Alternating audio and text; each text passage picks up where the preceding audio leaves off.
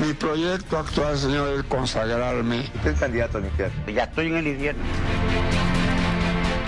Llamo compañero a todo el país, en los mítines le llamo compañero. Compañeros no somos. Lo veo mejor que antes. Pasaron 17 operaciones. Joaquín almorzando con un presidente de derecha por invitación del embajador español. La pregunta esta sí es buena y muy cabrón. Este es un espacio de opinión destinado a buscar verdades, con frontalidad, crítica a todos y pluralismo.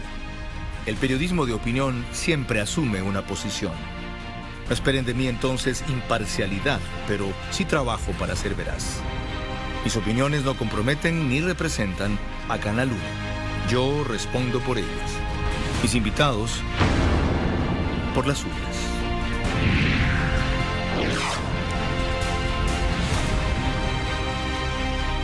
Bienvenidos televidentes de Canal 1 en señal abierta y por todas las carreras del Ecuador y a nivel planetario, aunque suene vanidoso decirlo, ahora la tecnología lo hace posible, a través de Facebook Live de Noticiero 1. Sobran ganadores y nadie se reconoce perdedor tras las últimas elecciones. Para los primeros hay poca disputa de quién es la fuerza más exitosa en esta elección, aunque el segundo puesto, en cambio, se pelea diciendo que una prefectura es más que 5 porque las tienen apenas soportadas de 19 alcaldías, mientras que los de una lograron 34. Sin embargo, el análisis de estas elecciones debe ir más allá de la simplicidad numérica. Incluso de quien suma mayor cantidad de votantes en el Ecuador, escala en la cual también ratifica el PSC su primer lugar. ¿Cómo se explica el comportamiento del electorado, especialmente en casos y lugares donde las encuestas no avisoraron lo ocurrido, ni ningún iluminado se atrevió a anticiparlo? Quito es quizá el caso más desconcertante, El Oro la mayor sorpresa, Cuenca lo inimaginable, Ambato insólito y Manabí desconcertante.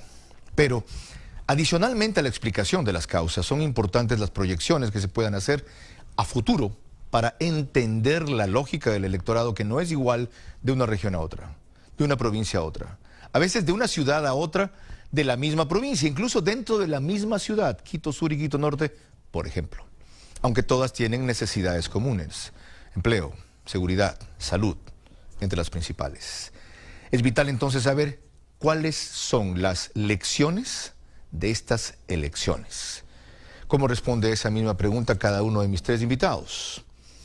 Enseguida lo van a ver. Lolo Echeverría, articulista del Comercio, asesor de la Cámara de Comercio de Quito, director de la revista Criterios, varios años antes vicepresidente de Noticias de Gamavisión en su periodo privado. Una primera idea. Como vivimos tiempo de refundaciones, lo que muestran estas elecciones es que ahora nos toca refundar la democracia.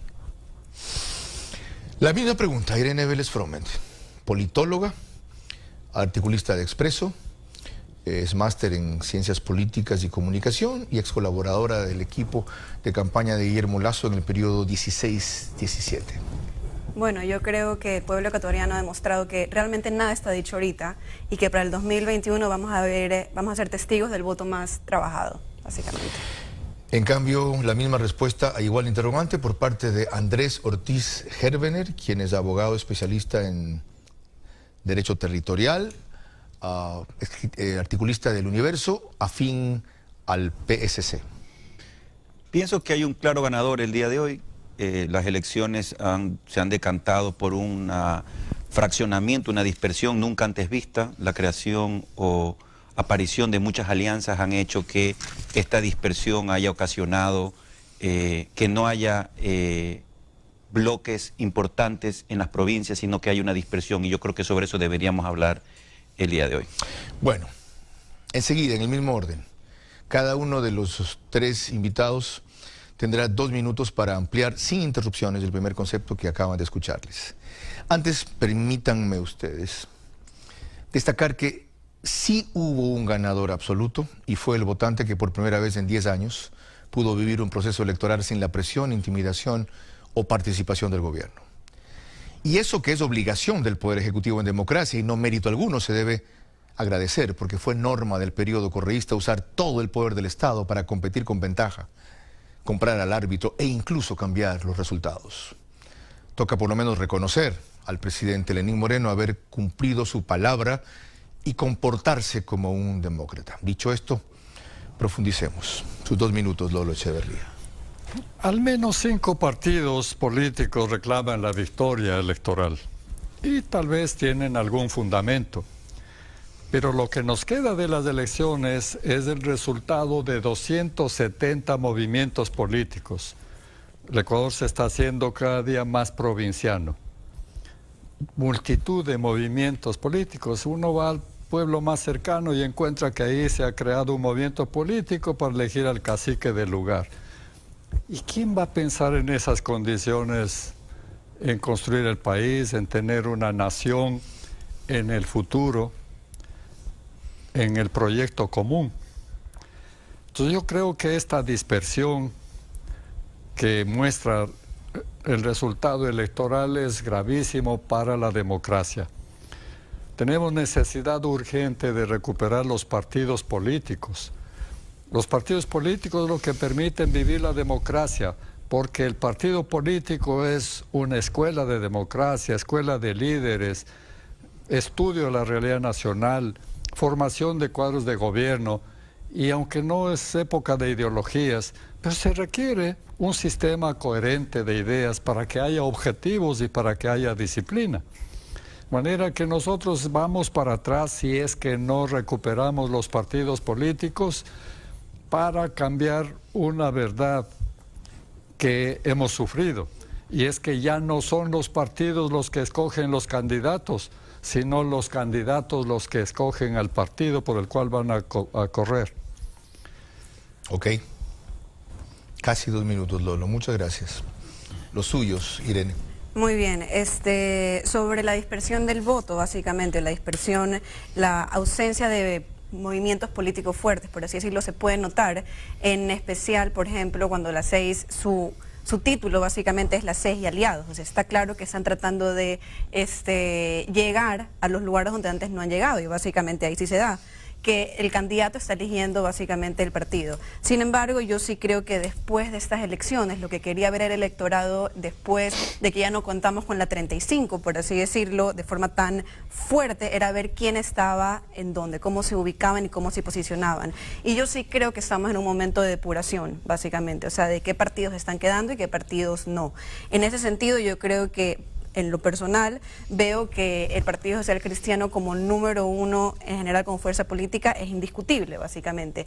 Sin embargo, es interesante porque de alguna forma se tiene que justificar su victoria, tiene que decir constantemente cuáles son las alcaldías que ha ganado, cuáles son las prefecturas que ha ganado. Y realmente cuando alguien tiene que justificar la victoria y no simplemente la celebra, le queda claro al electorado de alguna forma que no es necesariamente esa victoria arrolladora que quería. Eso como punto número 1. Así que cuando dije que vamos a tener el voto más trabajado para el 2021, es porque en 2 años tiene el Partido Social Cristiano que demostrar que la victoria que tuvo es real, básicamente. Y sobre la segunda fortaleza política, yo creo que Pachacutic ha sido aquí la gran sorpresa como partido político. ¿En qué caso? ¿En qué aspecto? Sí, aquí al principio estamos hablando de quién era el segundo, si creo Pachacutic, como dijimos al principio. Sin embargo, la victoria que ha tenido Pachacutic en de las elecciones pasadas a estas elecciones es superior a la que tuvo Creo, básicamente, que las alcaldías y las prefecturas que ganó no se compensan para haber sido casi victoriosos en una segunda vuelta en el 2017. Entonces, eso, yo sí creo que estamos en un proceso de depuración y creo que se están formando y se están quedando ciertos partidos. Sus 2 minutos concluyeron con precisión. Los suyos, Andrés Ortiz Hervener. Muchas gracias, Carlos. Hay un dato muy interesante. Alcaldías con alianza 111, alcaldías únicas 109.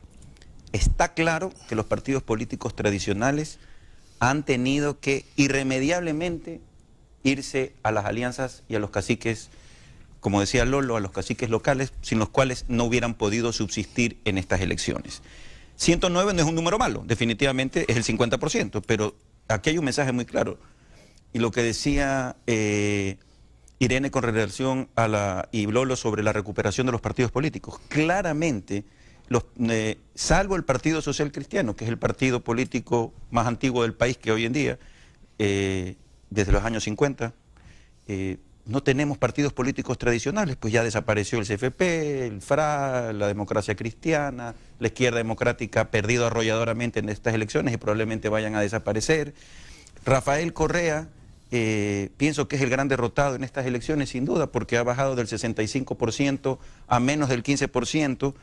Abdalá Bucaram, en ambos casos son prófugos de la justicia. Abdalá pues regresó no por su inocencia, sino porque le prescribió la acción, y el presidente Correa actualmente prófugo de la justicia. Se demoró 10 años el correísmo, el bucaramismo en desaparecer en este país. Eso es lo mismo que está pasando con Rafael Correa. Alianza País, pese a todo el desbarajuste, no le fue tan mal, sacó cerca de 25 alcaldías.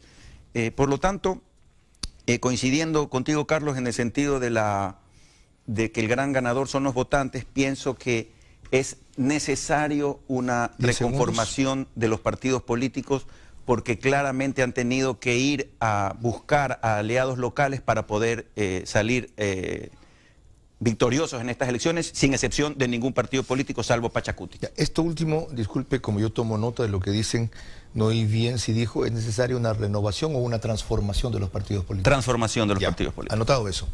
Sin perjuicio de que en sus siguientes intervenciones ustedes refieran o rebatan los otros argumentos, yo quisiera profundizar en los muy interesantes que acaban de enunciar para luego entrar en ciertas particularidades o detalles. Lolo Echeverría dijo casi una sentencia. El Ecuador se está convirtiendo en un país provinciano. ¿Te molesta eso?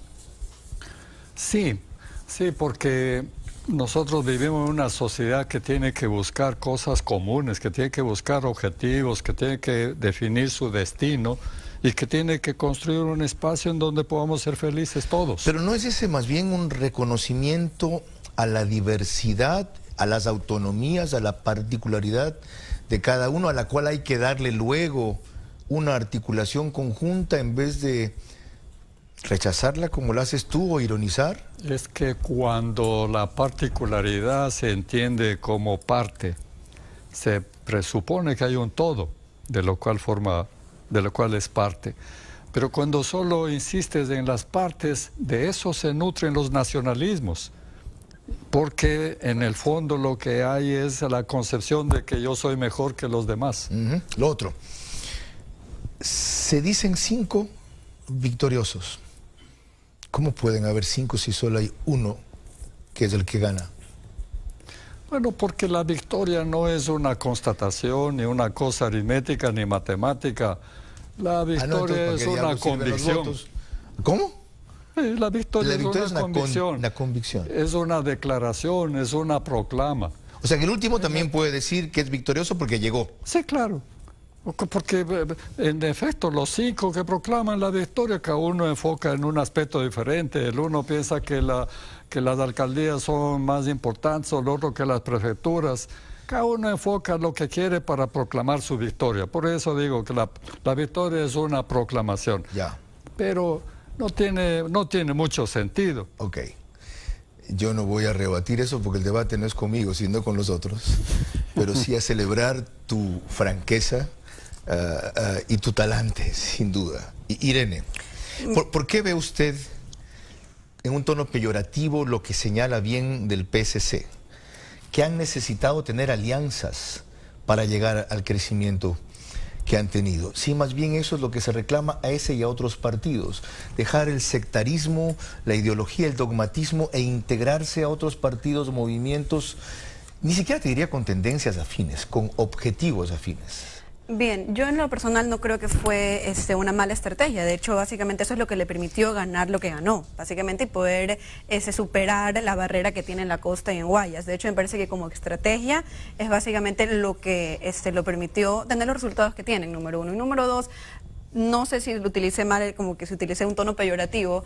Cuando... No, yo lo veo así. Ah, bueno. Si usted no lo ve así, no hay por qué. No, porque... Fue crítico en todo caso. Bueno, no, es que realmente, ¿qué quiero decir? De hecho, al menos fue el que tuvo la bandera y tuvo la honestidad comunicacional de decir que estoy yendo con aliados, que Ya no va a ver soy lo que la tengo que decir al PCC fuerza, al final, ¿no? Ya no va. soy la fuerza única. aquí nadie lo va a Pero decir, ya yo va a ver. sí quería decir algo sobre los sectarismos que nos estamos dando, básicamente. Y yo creo que eso también puede ser como una consecuencia a los 10 años que hemos vivido, de alguna forma, que se ha tratado de imponer un modelo único, un solo concepto del buen vivir, un concepto de, por ejemplo, así funciona el Estado, esos son, por ejemplo, las unidades de la Escuela del Milenio, y se repite, básicamente. Entonces, tal vez, ante esta unidad y ante esta, por ejemplo, de alguna forma, plan nacional que se repitió una y otra vez, sea una reacción de parte de las provincias ahorita, como que demostrar su autonomía y su particularidad. ¿Y eso es positivo o negativo? En la misma línea de lo que le preguntaba. En la misma a Lorenzo línea, Navarro. a mí me compró un poco cuando dijo que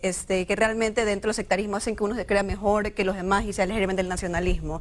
Sin embargo, yo creo que aquí es el momento que el Partido Social Cristiano, con las alcaldías y las prefecturas que tiene, que son un poco más emblemáticas que las otras, tiene el campo para demostrarse como un modelo exitoso, como el modelo exitoso de gestión y hablar de progreso como para un solo país, por así decirlo. ¿Le puedo cuestionar algo de Sí, lo que ha por dicho? supuesto. Dice que esta dispersión es consecuencia de 10 años de correísmo. Yo pienso que los 10 años de correísmo son consecuencia de la crisis de los partidos políticos. Correcto. Yo no debato eso de ahí, pero básicamente lo podemos ver como para mí como un reloj que va de izquierda a derecha. Entonces, cuando uno jala mucho a un lado, se vuelve a ir para el otro extremo. Le añado un elemento. Lolo ha sido muy cordial al hablar de la crisis, de la prostitución de los partidos políticos. Yo soy uno de los responsables de haber alentado ese fenómeno del correísmo como producto de lo que él llama crisis de los 25 años anteriores, sin imaginar que el engendro sería peor. Ya lo he dicho y lo he combatido desde el primer día. Pero lo que hubo en los partidos fue partidocracia. Y ese término lo patentaron Alfredo Pinargote, Jorge Vivanco y yo, entre otros. Eso es una verdad. Y si los partidos no reconocen la clase de cabarets que fueron, no podrán replantearse a futuro. Andrés. A ver, yo ahí sí no estoy de acuerdo para nada con Lolo, porque coincido yo con Irene claramente en que la dispersión y esta corriente abrumadora de partidos provinciales son producto de esta locura que produjo el correísmo de encarcelarnos en una sola verdad. Claro que el correísmo es producto de la partidocracia, pero ya olvidémonos de eso. Los partidos ya han vivido 10 años de esta tortura que fue el correísmo, y justamente coincido con Irene que luego de estos 10 años esta dispersión es producto de esa libertad, de esa liberación que han tenido los movimientos y Sin partidos embargo, usted políticos. reclama la recuperación de los partidos, textualmente. ¿Qué quiere decir? A ver, Lolo hablaba de los objetivos comunes que deben guiar a un partido político, esas bases, ese gran ideario que definitivamente no vemos en los partidos políticos. Pero sin embargo, el Partido Social Cristiano habló de progreso, habló de bienestar, habló de un modelo exitoso durante 29 años. Y oh sorpresa, ese discurso muy poco político, pero muy increíblemente progresista, en de satisfacer las necesidades a las personas más necesitadas, a las personas más pobres, resulta que caló con más de 50 alcaldías y con más de 8 antes de prefecturas. concluir este bloque y retomar la segunda parte con todos. Un dato estadístico. Usted habló de que 111 alcaldías se ganaron con alianza y 109 sin, ¿verdad? Así es. Que prácticamente era 50-50. ¿Y eso le consuela? Sí, porque el Partido Social Cristiano se dio cuenta que solo no podía llegar a lugares donde nunca antes había llegado. ¿Por qué solo no pudo llegar? ¿Se han preguntado eso? Bueno, yo creo que eso es uno de los... Por eso mi sugerencia, creo que el Partido Social Cristiano debe remozar sus cuadros en su ámbito dirigencial. Pienso que esto es un gran paso. La gente no ha hablado en este país de una tercera generación de socialcristianos. Captar la alcaldía con Febres Cordero, luego con Ivo Diora, con Cintia Viteri, nunca antes había pasado en la historia republicana de 3 líderes políticos. Entraremos enseguida justo en esas particularidades. Yo quiero preguntarles qué piensa cada uno ya de los fenómenos como los que se acaba de citar y yo mencioné al principio, pero será al volver, cuando retornaremos con la estadística de cómo está hasta hoy. Esto se graba el día jueves 28 de marzo, la repartición de prefecturas y alcaldías.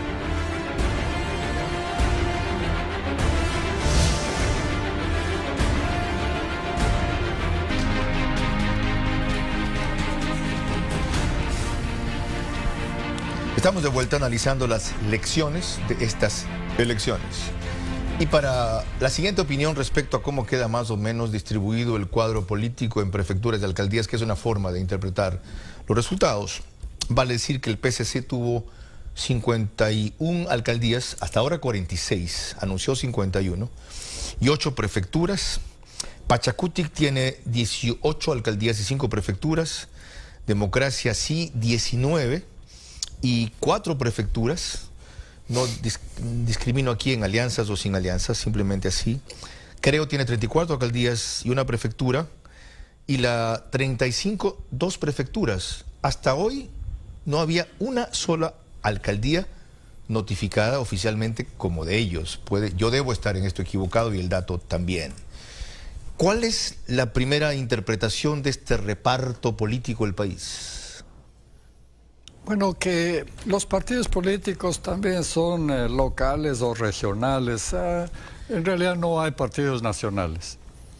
Y por eso es que cada uno tiene una fuerza en una región o en un sector social, pero no hay ningún partido que sea francamente nacional. Se debe llegar a un objetivo así, como en algún momento fue ID, fue Partido Nacional, AP fue Partido Nacional, PSC fue Partido Nacional. Correcto. ¿Se debe propender a eso? Estoy seguro que sí. ¿Por qué? Porque si no hay partidos fuertes, no podemos nosotros tener escuelas de política donde se formen líderes y cuadros de gobierno. Lolo, pero la fortaleza no está en la uniformidad. La fortaleza no está en la uniformidad, sino en saber conjugar la diversidad. ¿Cómo va a ser uniformidad si son partidos políticos de ideologías diferentes, programas diferentes, sistema de ideas? Todo es diferente.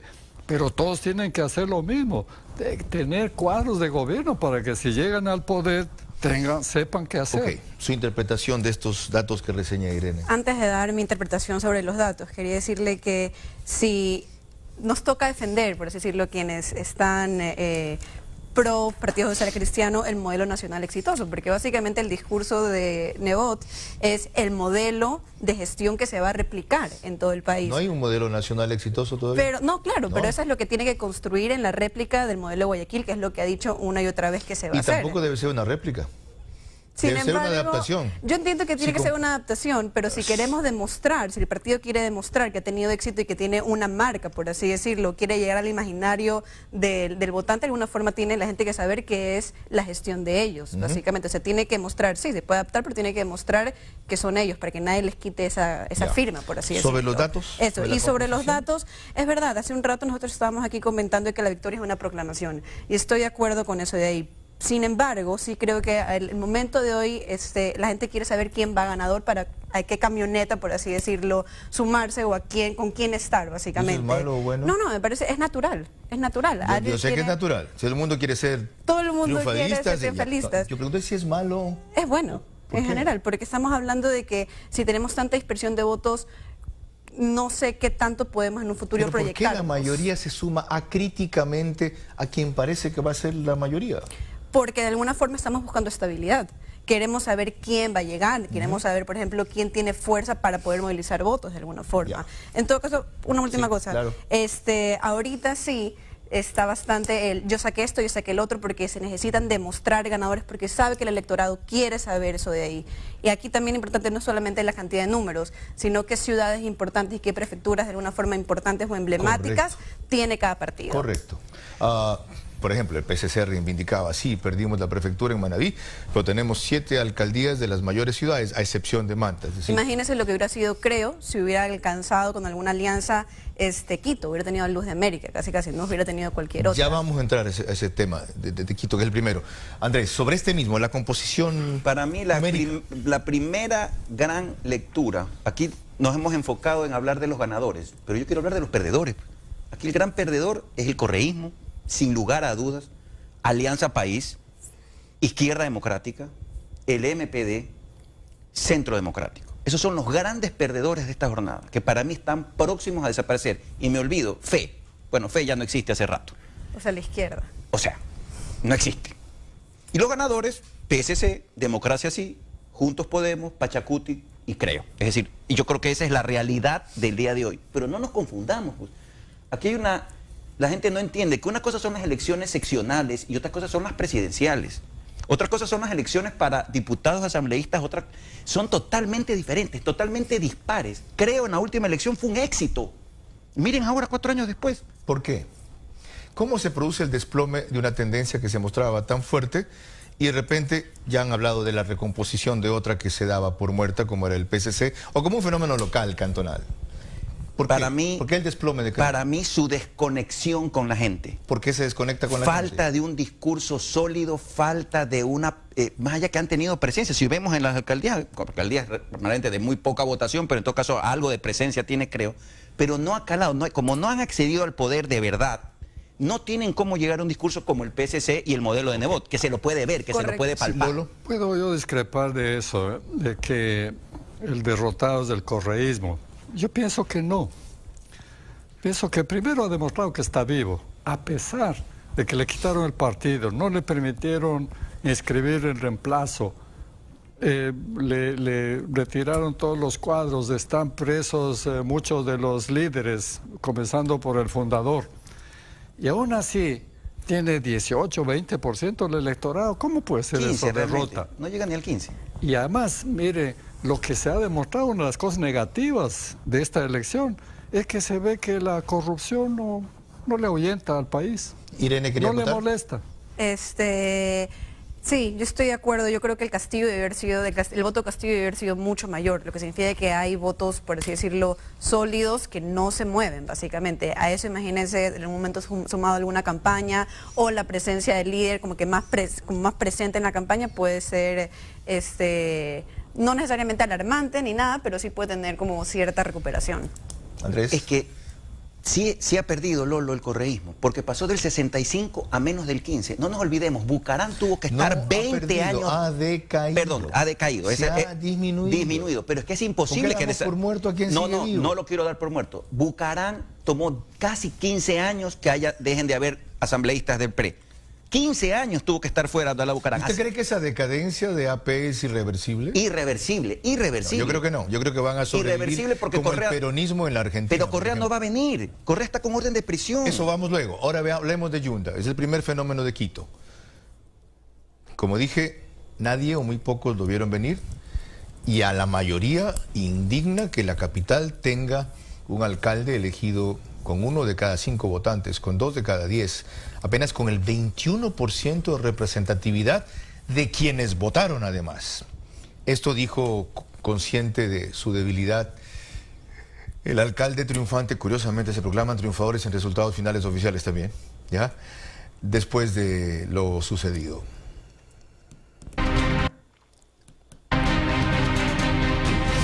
Creo que todos los concejales que hayan sido honrados con el voto de los quiteños puedan despojarse de su camiseta política y ponérsela de Quito para juntos poder resolver los problemas. Les recuerdo que los concejales son corresponsables de la administración que se pueda hacer. Invitación a la empresa privada. Hay capitales ecuatorianos, capitales extranjeros, debemos poner las reglas claras, el debido proceso, la seguridad jurídica, la transparencia.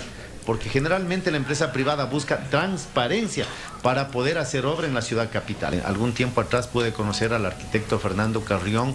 Él siempre se ha manifestado que quiere apoyarle a la ciudad, pues ahora es una oportunidad. Le hago una invitación, arquitecto, para que pueda colaborar con los problemas que tiene la ciudad de Quito. Bueno, allí una de las pocas ideas, o de diversas ideas que propuso después de ganar. Pero ganó con otra propuesta, Lolo. ¿Por qué ganó? Qué interesante, porque Yunda gana porque hizo una campaña que entretiene y divierte. Es músico, bailarín, dirigente deportivo.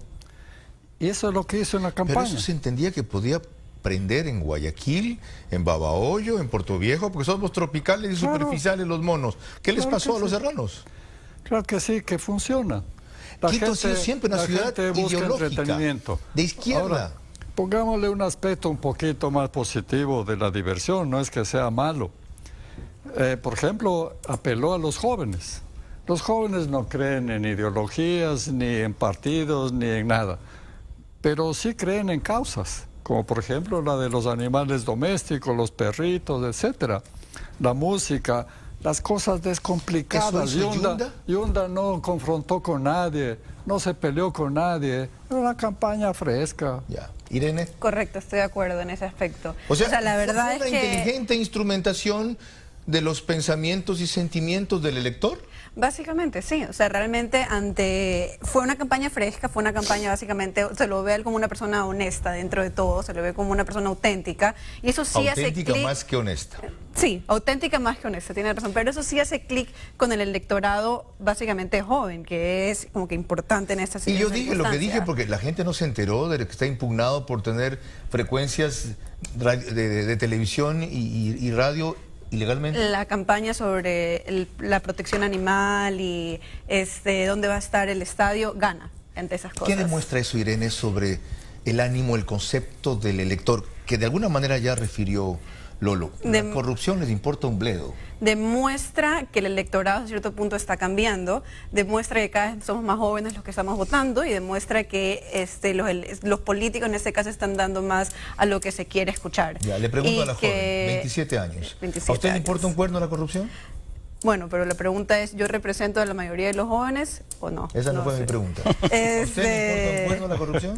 Por supuesto que no, si no, no estuviera en este programa. Qué bien. Aquí hay una esperanza, Irene. ¿Podría decir algo claro, sobre puede el decir caso lo No, que estoy de muy Yunda? agradecido por lo de jóvenes, por si Simplemente acaso. Me imagino que me incluyes. Simplemente seamos ágiles. Bueno, en la cuestión del caso Yunda, la pregunta sí es por qué ganó él, pero la parte que no se ve es cómo le dieron la elección a él, básicamente. ¿En qué sentido? O sea, la dispersión de la derecha o la no decisión de no haber tenido una alianza con César Montúfar, de alguna forma, eso hubiera sacado fácil más del porcentaje que tenía Yunda, que es uno de cada abono 5. eso, sumados Montúfar, Holguín, Solines y Veintimilla, Paola, 31%. Daban. Sí, Y- Andrés. Yo tengo una lectura quizá un poco diferente. ¿Para eso está aquí? Quito pasó de Paco Moncayo, héroe de guerra, un tipo serio, con fama de honesto, y dejó a Quito no tan bien. Barrera, un centralista, experto en planificación urbana, entre sus otras perlas, odiador de Guayaquil, por cierto, pero se fregó por el tema, fue muy lento en la administración. Cuando Barrera realmente comienza a desarrollar su alcaldía casi en el último año, muy bien. Esto es muy benévolo, fue torpe. Fue torpe. Ya. Y luego viene un rubiecito, Rodas, pelucón, con buena presencia. Entonces Quito ha pasado de un señor serio, de un hombre honesto, después con un politólogo, un tipo que se pensaba que era un gran sociólogo, y luego va Rodas. Ya, Yo creo que lo de Yunda es una expresión de rechazo a la clase política quiteña. Y no es también a las élites y no es quiteñas. también un que me importismo a la corrupción, no es un agotamiento de la cantaleta de la corrupción, no es un mensaje decir, señores, a mí no me interesa cuánto se roban, a mí me interesa cuánto se hacen, porque todos son unos ladrones. Es que si partes de una premisa falsa, llegamos a una conclusión falsa. ¿Cuál es la premisa Yo estoy de falsa? acuerdo. La premisa falsa es que la gente se ha olvidado de la corrupción. No, la corrupción está ahí. Pero- Los fiscales y los jueces son los que tienen que hacer su función. Y efectivamente, Yunda representa lo que no representó ni Paco Moncayo, ni Rodas, ni Barrera. Entendido. Antes de Lolo, usted dijo, ¿yo estoy de acuerdo o yo no estoy de acuerdo? Yo estoy de acuerdo. Ya, ok. Lolo, ¿Quito llegó a elegir otro maestro Juanito? No. ¿No es lo mismo que Erdoiza? No. Creo yo que ya he dicho yo cuáles eran Gustavo las Erdoes. causas de la victoria, ¿verdad? ¿Ya? Pero hay dos cosas que hay que completar para tener el cuadro y después comparar a ver si se repite lo de Erdoiza o no. La primera cosa es que a pesar de esto que parece liviano, es el único que hizo soñar a Quito. Él presentó un video en donde parecía una urbe japonesa, Quito, ya el paso de nivel por todos los sectores. Eso es hacer soñar. Claro, si después le preguntan cómo va a hacer eso, le friegan. Pero como no hay quien pregunte... Usted tocó un punto importantísimo, importantísimo ahí. ¿Por qué la ausencia de debates completos o de una posición crítica de la prensa en Quito en ese sentido? Bueno, diré rápidamente que esto sí, el periodismo es la víctima del correísmo. Se acabó el periodismo de investigación, se acabaron las preguntas, ahora el instrumento de gobierno es el Twitter. Okay. Porque permite declaraciones olímpicas, sin preguntas, sin cifras, sin argumentos. Nada, simplemente se hace la declaración y ya está. Bueno, la otra cosa era que las obras redimen. Entonces el que promete obras hace olvidar de la corrupción. Hay que acordarse del famoso brasilero Ademar Barros. Este decía, mire, el político solo tiene dos opciones. O no hacer nada y pasar por honrado, o hacer obra y pasar por ladrón. Entendido. Tras esto, hacemos la segunda pausa y retornamos con el análisis de otro de los fenómenos en esta elección, al cual ya se ha referido aquí el panel de alguna manera. Lo que llama Andrés Ortiz Herbner la tercera generación de socialcristianos. Cintia Viteri.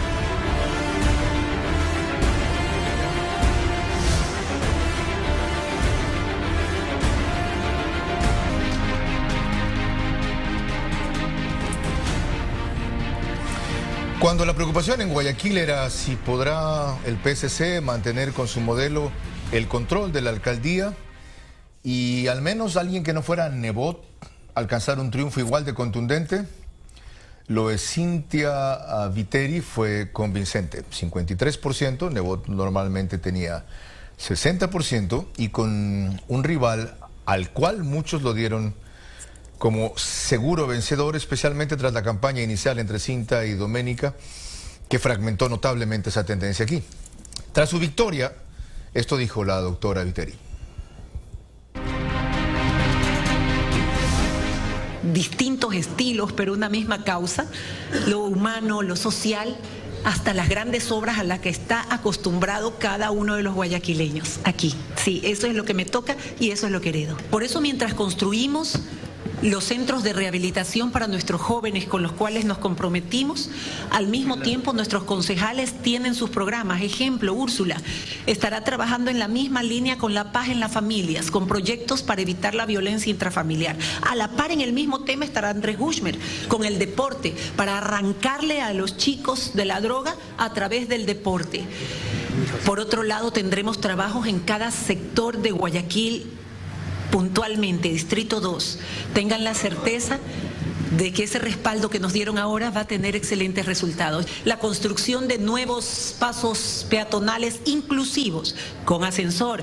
Las cámaras que ya tenemos colocadas en Guayaquil, que son más de 1000, entrarán con nueva tecnología, la que ofrecimos en campaña. Nosotros solo decimos lo que cumplimos y hacemos más de lo que decimos. Así es que tendrán nueva tecnología las cámaras para reconocer hasta el caminar del delincuente. Y de esa manera vamos a colaborar íntimamente con los organismos responsables de la seguridad en Guayaquil. Irene, Cintia arrasa en concejales más de lo que tenía Nebot. Consigue 12 de 15. Él en su mejor mayoría tuvo 10 de 15. ¿Cómo se explica este fenómeno? Este fenómeno se explica, y aquí hay una gran diferencia con lo que ocurre, por ejemplo, en Quito. Está muy claro lo que ocurre cuando ya tienes un proyecto político en una ciudad. Básicamente tienes diferentes liderazgos, por ejemplo, un mismo liderazgo en la ciudad o en el cantón o en la provincia, básicamente. Ya no es apostar básicamente a lo seguro, y en un momento donde nos estamos refundando tal vez como república, básicamente, y que el juego de poder está en qué va a pasar, quién va a tener, quién va a ganar y demás, uno se apuesta de alguna forma a lo que le ha servido, y eso es lo que se puede leer en estas elecciones. Andrés, ¿por qué a Cintia le fue mejor que a Nebot con concejales? Para mí está clarísimo. En la última elección para alcaldes, Alianza País puso todas sus fichas se olvidó de Barrera, gana Rodas y se mete Rafael Correa de cabeza en la campaña. Guayaquil estuvo verde en esa campaña electoral, era impresionante, no había pared, no había poste en Guayaquil. La campaña millonaria de Alianza País. O sea, la ausencia de metida de mano del gobierno permite que el PSC tenga totalmente un triunfo mayor. Por supuesto. Hay que agradecerle a Lenín Moreno. Sí, sin duda, porque el fraccionamiento del partido de gobierno. Su partido tuvo candidato aquí. ¿Cuál fue? Alianza País. Sí. Creo que fue Bolívar Rosero. Bolívar, Ajá, sí. Bolívar es el tuvo? hombre. 1, creo. 1%, sí. Eso era para disimular, porque realmente apoyaban a Jairala. Sí, me imagino, por supuesto. Lolo. Yo creo que el éxito en el Consejo se debe a que la oposición no existe. La oposición nunca entendió su papel, no tenía parte en este juego. La oposición no existe en Guayaquil. No. Ya. No, nunca entendió no existe en el Consejo. papel y no se destacó, no apareció, nunca hizo nada. ¿Cómo oponerse a un modelo y a un liderazgo como el de Nebot? Bueno, el problema del el liderazgo, digamos, el modelo exitoso, que es un concepto interesante, muy bueno y muy útil, el problema de ese modelo es que hay que subir de ahí para adelante. Y eso va a ser el problema de Cintia. Entonces yo creo que ella tiene que definir su destino y tiene que encontrar. Ya la ciudad está hecha, ahora ella le puede poner un adorno y eso sería fantástico. ¿Qué por ejemplo, significa que sea, definir de ahí para adelante? por ejemplo, hacer esta ciudad que ya tiene el orgullo de ser, es el modelo exitoso, el orgullo de ser guayaquileño. Pero ahora entonces puede hacer la ciudad la cultura o la tecnología, pero no la tecnología como adorno, sino algo sustancial, una ciudad inteligente que incorpore la tecnología a la gestión municipal para darle Entendido. Transparencia, etc. Sin perjuicio que ustedes acoten a esto. A ver, Irene, ¿sí? Pero respondiendo a la pregunta, es difícil hacerle oposición al Partido Social Cristiano en Guayaquil, básicamente, porque es lo que hablamos hace un rato, las palabras versus la obra no pueden competir, mucho más pesada es la facilito. obra. Es que lo bueno no se combate, lo bueno se mejora. Claro. ¿Sabe que tenían que Entonces- haberle dicho, gracias Nebot por hacerlo muy bien, nosotros haremos lo que falta? Ahora, ese que prometa eso tiene que tener un aval para que se le crea. Correcto. No puede ser un saqueador, para decirlo suave, de la prefectura como fue. Estoy de acuerdo. Yo coincido con Lolo, porque el Partido Social Cristiano, las obras monumentales, ese Guayaquil destrozado por Bucarán y compañía, Febres Cordero lo cambia, Nebot lo repotencia, pues aquí no vamos a hablar de los logros de Pero cifras. ahí hay una clave preocupante. Es decir, el PSC debe su enraizamiento en Guayaquil y su éxito al contraste que significó coger una ciudad en la basura, tras lo cual cualquiera era mejor. Sí, pero definitivamente Febres Cordero asume un desafío que pudo haber fracasado. Puede ser que los sindicatos se le tomaban el municipio. O sea, pudo haberse demorado mucho y no pasó eso. O sea, sí pudo dar el salto hacia adelante. De paso, Carlos Luis Morales ha propuesto una cosa parecida a la de Febres Cordero. Va a cerrar 60 días, dijo la prefectura. Para ¿Es hacer una... viable? Yo creo que sí es viable. O al menos mientras se parezca que es viable, todo no hay ¿No problema. es viable una cosa así? Claro, sí debería de eliminarse definitivamente la prefectura. No, esa es mi tesis. ¿Dices en serio o estás...? Claro, claro que sí. estás Si se bromeando? discutió hace tiempo si servían de algo las prefecturas y se llegó a la conclusión de que no servían para ¿Y nada. quién pero atiende que no los se cantones podía fuera de la cerrar. capital si no es la prefectura? No, es que- ¿No hay gobernador? claro. Y De gobierno. la provincia. Conceptualmente, Carlos, cuando en Montecristi se propuso desaparecer los consejos provinciales porque Correa se inventó de que el Ecuador es un estado regional, no sé si sepan, pero que la Sí, ya no Constitución dice que tenemos somos estados regionales, somos nosotros como España, supuestamente, se plantea la desaparición de los consejos provinciales y fueron 25.000 personas del Concope a tomarse Montecristi y a masacrar a los, si es que disolvían. Montecristi, me cojo de ahí, ya que hablan de Montecristi. Vamos a Manabí. ¿Cómo explicar que Correa gane en esa provincia, aunque con poco? Nada menos que con su candidato que dirigió el SRI, una de las entidades más cuestionadas, ante un reverdecimiento del PSC allí con Clemente Vázquez y un apoyo o apalancamiento de Creo con Jaime Estrada, dos líderes muy fuertes. Bueno, el caso de Manabí es especial porque Correa mimó a esa provincia, amparó a los caciques locales. Es decir, si no triunfaba ahí, no es ni político, no es nadie. Manabí. Acordémonos que Manabí es una provincia muy sufrida, dentro de todo. O sea, realmente, y esa ayuda, ya sea material, simbólica, no se olvida, de alguna manera. Recordemos eso. Andrés Manabí. Muy bien. Ganó el Chone, el Carmen, Flavio Alfaro, Ipijapa y Montecristi, Portoviejo. Típico. Quedamos segundos y segundo. no fuimos primeros, pero tenemos las alcaldías más significativas. Bueno, si es que tenemos que hablar en votos, no podemos hablar de fracaso, porque si tú sumas los votos que has conseguido en Manabí, resulta que el partido debe estar, si no primero, segundo, sin duda. Sigue, vamos a la otra lectura. Cuenca. Como un ídolo nacional, no solo deportivo, que iba punteando en la alcaldía, la pierde como Jefferson Pérez. Yo pienso que quedamos curados de este vicio de los partidos políticos de alquilar candidatos. Los famosos ya no tuvieron Lolo, él no cartel esta alquiló, vez. formó uno propio, se llama Renace. Ciudadano. Bueno, fíjate que tú, las figuras nuevas que aparecen en esta elección son figuras interesantes. Académicos, expertos, figuras, digamos, nuevas, interesantes, políticos. Son de ruptura. Sí. En cuanto a ruptura del sistema, ¿no? El partido. El uno es Palacios, Pedro, alcalde, Sí. y el otro es Yacu Pérez, un ambientalista radical. Y en Tungurahua otro, ¿no? Ok. Cuenca. Yo creo que Pedro Palacios es el sueño de muchos partidos, básicamente. O sea, el joven que llegó, que se pudo enfrentar a los partidos tradicionales y nadie sabe bien cómo lo hizo, básicamente. ¿Y por Pero qué aquí está derrota a un claro. símbolo nacional como Jefferson Pérez? Con una agravante, o un atenuante, una ventaja para Jefferson, Irene.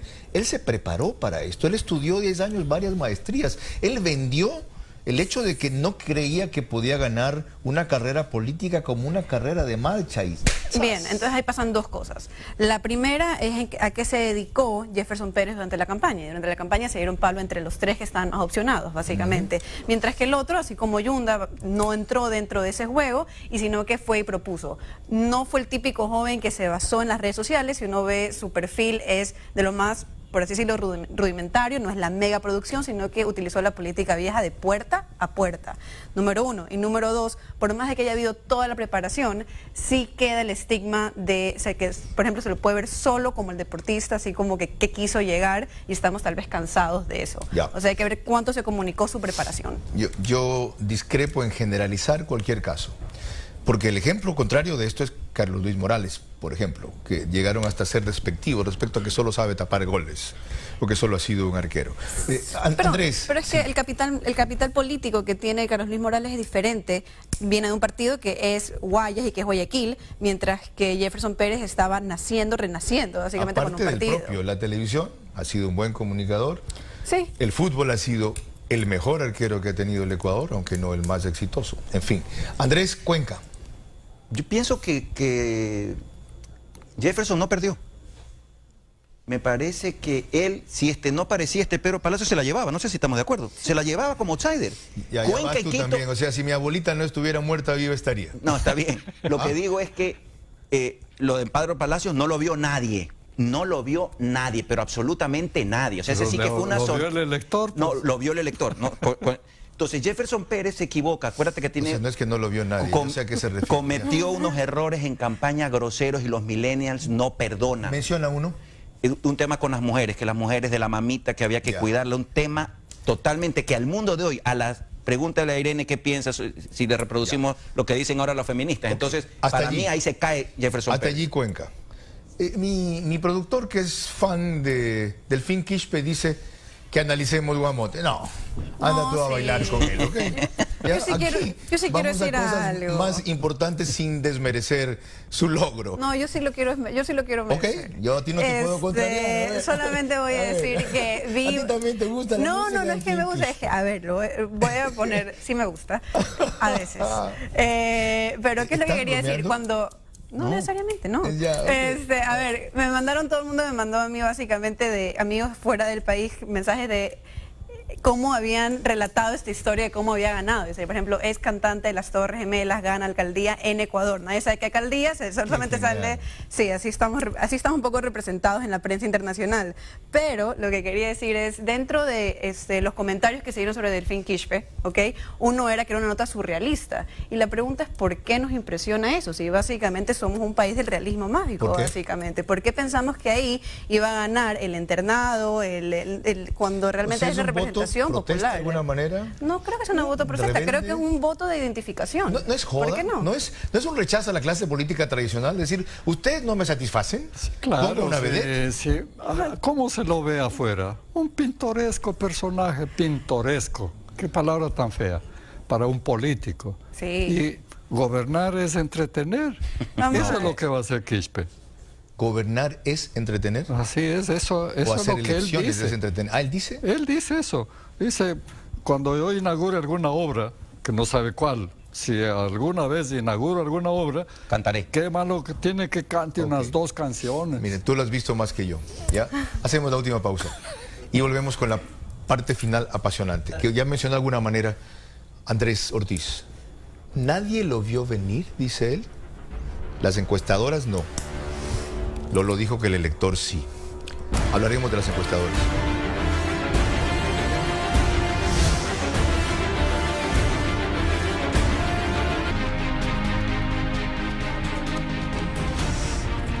parte final de este ameno pero intenso panel y diverso. La prueba de que se puede discrepar con la altura y la frescura que aquí han hecho mis invitados, por los cuales de verdad les agradezco y se los reconozco.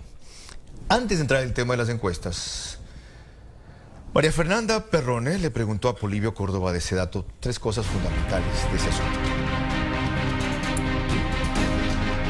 Gracias, Carlos. Doctor Córdoba, ¿es justa la percepción generalizada de que todas las encuestas fallaron otra vez o ustedes pueden probar que en su caso acertaron? Esto que dice otra vez, perdóneme, pero eso como decir, bueno, generalizar, eso no está bien. Nosotros llevamos aquí en el Ecuador 45 años. 12 años fui director, yo fui director de Naciones Unidas en varios países para hacer todo lo que es metodologías de investigación. Entonces, nosotros, por lo mismo, faltando varias semanas dentro de lo que dice la ley, tomamos una decisión. No difundir datos por cuanto el ambiente era tan especial, la indecisión superaba el 70%, no se conocía siquiera cuáles son los candidatos. No se puede poner a un ciudadano, a una ciudadana, pues a elegir por quién votar frente a más de 82,000 posibilidades. Que no se publicaran resultados de Exit Poll disminuyó la duda sobre los resultados publicados por el Consejo Nacional Electoral. No entiendo, disminuyó la duda. Sí. Mire, nosotros anticipamos de que, si bien es cierto que estábamos registrados para hacer el Exit Poll, anticipamos de que no íbamos a participar en un estudio de esta clase, porque con una indecisión tan alta, que superaba el 60% para una dignidad, 70% para otra dignidad, 90% para el Consejo de Participación Ciudadana y Control Social. ¿Cómo se puede hacer un exit poll en esos términos? Ahora, doctor, una breve explicación de lo ocurrido en Quito, Cuenca, Machala y Manabí. Mire, hay algo en común, casi en todo el país. Cuando se le pregunta, ¿y usted qué es lo que busca para el futuro? Hablan de cambio, de que cambien las cosas. Estamos en un grave, con un desempleo tan alto, con una inseguridad muy grande, con índices de corrupción y de migración extranjera muy grandes.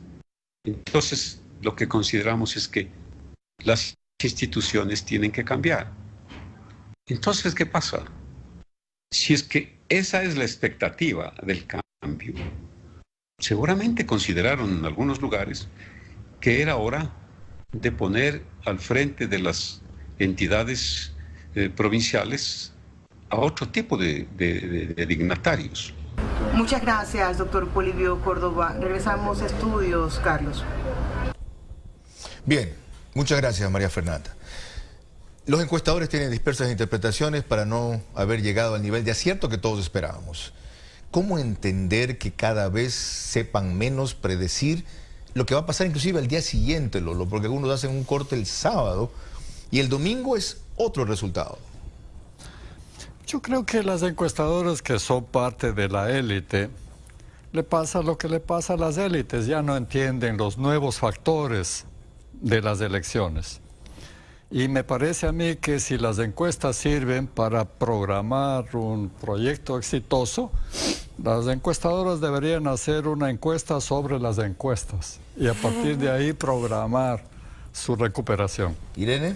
Bien, yo creo que siguiendo un poco la línea de las encuestadoras pertenecen básicamente a las élites, también tenemos que ver el sesgo que tiene el encuestador, básicamente. Primero, que está pagado por un candidato, probablemente, y número dos, o sea, es muy fácil dar una lista de todos los candidatos cuando le quieres preguntar a alguien por quién vas a votar y tener el candidato que tú crees que no va a llegar al final. Entonces la persona leyó, cogió los primeros dos y así fue de alguna forma viciándose la encuesta. También es muy fácil no tener una muestra representativa, sino que ir a un punto en específico donde sabes que la gente vota de tal manera, para que eso se refleje en tus resultados. ¿Y el candidato es un bobo que se deja meter el dedo? Y el candidato después tiene que llamar, decir y pedir explicaciones, pero ya la encuesta de alguna forma está pagada. Andrés. Pienso que uno de los graves problemas que han tenido las encuestadoras, no de ahora, ya vienen en una crisis hace unos 8 años, equivocándose de forma reiterada. Tanto es así que a Polibio Córdoba, de manera injusta para mí, se lo persiguió. Bueno, sí pasó un problema, porque en Ecoavisa salieron unos resultados que al final del día no fueron. Pero en todo caso, me parece que las redes sociales están causando un daño. Yo creo que los dueños de las encuestadoras ven mucho Twitter, ven mucho Facebook, y creo que se contaminan por las redes sociales porque no tiene sentido. Ahora, pero no tiene sentido lo que ha pasado. Mal de todos, consuelo de bobos, Lolo. En Estados Unidos se han equivocado, en Londres con el Brexit se equivocaron, en Bogotá se han equivocado. Es un fenómeno mundial. Lo que usted absolutamente. dijo es muy grave, porque significa, no solo como dice Irene, que de repente tienen que replantearse la muestra, sino, como usted dice, redescubrir al elector y ver cómo preguntar de una manera diferente para obtener un resultado fiel. De aquí al 2021, ¿podrán resetearse? Bueno, es una cosa muy complicada porque todo está por hacer hasta el 2021 y hay demasiadas cosas que tenemos que hacer. Y quién sabe que tengamos que hacer todo este trabajo antes del 2021. Prioridades, ¿por dónde empezamos, Lolo? Usted habló que se imponía una reforma electoral. No digo que me la dicte completa, pero prioridades. Hay que empezar por resolver el tema del Consejo Nacional Electoral. Con ese consejo no podemos ir a una elección, ninguna elección. Y segundo, el Código de la Democracia, para empezar a recuperar los partidos políticos sin los cuales no podemos hacer ni elecciones ni habrá democracia. Y hay dos claves. Una última. ¿Qué hacemos con el CPCCS? Bueno, el Consejo de Participación Ciudadana aparentemente es del agrado de los políticos, aunque parezca lo contrario. Porque Correa inventó esto para tener sus organismos de control y lo consiguió y quedó contento. Moreno tuvo su Consejo de Participación Ciudadana, sus organismos de control y quedó contento. Y los que quieren y los que prevén que pueden ser candidatos quieren también un consejo porque hay una razón muy práctica. Es más fácil manejar a 7 que a 130. Su conclusión y recomendación final, Irene Vélez. Bueno, yo sí creo que en estos momentos el electorado está buscando quién está a la cabeza, básicamente, y va a unirse a esto. Tiene que demostrar en este momento Jaime Nebot, que para mí es el virtual líder, básicamente, si es que aspira al 2021, entender que la victoria también es simbólica. Ir a cuanta apertura de obra pueda y demostrar que en sus prefecturas hay progreso en comparación con, para de alguna forma se quieran sumar a el proyecto que él tiene. Eso como en general, como conclusión, por así decirlo. Y como segundo punto, quisiera decir que sí, que puede pasar, nos pueden decir cualquier cosa, pero Ecuador de aburrido no tiene nada. Andrés, tu opinión final. Para mí hay un claro ganador, que si bien es cierto no es nacional, tiene una interesante presencia regional en la costa. Pedí una recomendación final, no un resumen, ya dijiste eso. Ya, yo pienso que no hay que satanizar las alianzas. Porque el PSC tendrá una tarea muy importante, que es demostrar que esas alianzas sí sirven para llevar bienestar y progreso a las personas. Ya, si fracasa en ese cometido... Y en cuanto a la recomendación para la democracia, la reforma electoral, el reseteo de los partidos... El Código de la Democracia tiene que reformarse en la línea que no puede ser que se necesiten tan pocas firmas para conformar movimientos cantonales, provinciales y nacionales. Se tiene que reforzar esa participación ciudadana, no impedirla, no restringirla, pero sí elevarla, porque estamos viendo que hubo 80.000 candidatos en estas elecciones. Eso es inmanejable en un país. Les agradezco enormemente. Hemos evacuado algunos de los elementos principales, solo algunos, para entender las lecciones de estas elecciones y lo otro más importante, la proyección hacia el futuro.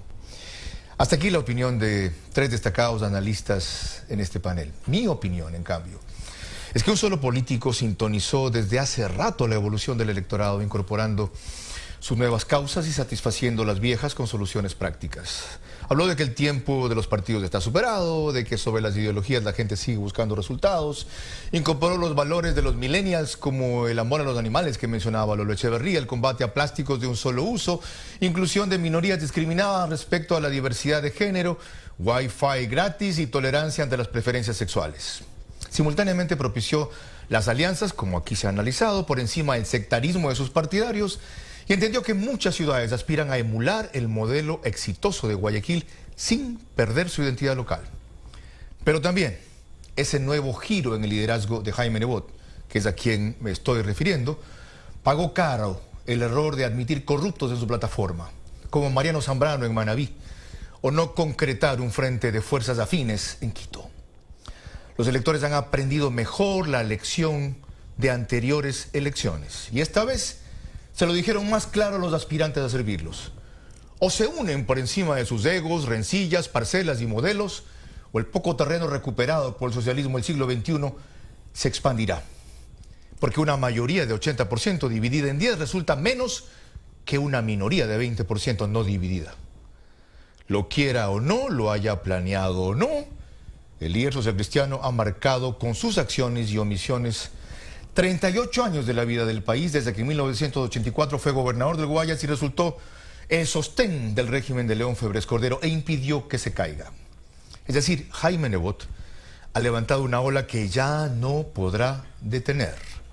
Tiene la enorme responsabilidad de enfrentar al reto y sus rivales la obligación de construir una alternativa que supere la campaña de intriga y envidias que solo lo han fortalecido.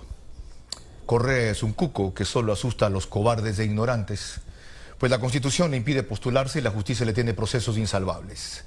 Solo un golpe de Estado puede ponerlo en el poder, o las vacilaciones de este gobierno que no dijo a tiempo toda la verdad y aún alberga a sus incondicionales. Sin embargo, no confiemos en que uno u otro nos salven. Hagámoslo nosotros, convirtiéndonos en protagonistas de un cambio positivo. Es indudable que esta vez el país escogió mejor. Que no volvamos a votar por el menos malo ante la ausencia del más necesario. Dios mediante, hasta el próximo sábado, si ustedes no callan y vencen el miedo.